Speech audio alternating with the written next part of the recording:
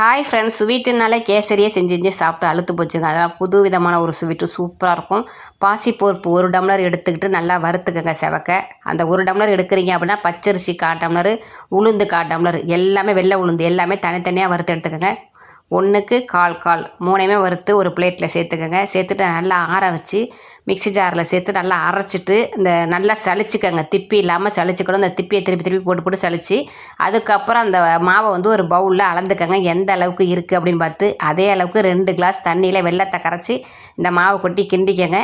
கிண்டிட்டு case on பண்ணி வானலி வச்சு நெய் ஊற்றி இந்த மாவை தூக்கி ஊற்றி கிண்டுன்னு கிண்டி லாஸ்ட்டாக நெய்யை ஊற்றிக்கங்க. முந்திரி திராட்சை எல்லாம் பொரிச்சு போட்டு கிண்டினீங்கன்னா சூப்பரான ஸ்வீட்டு ரெடி.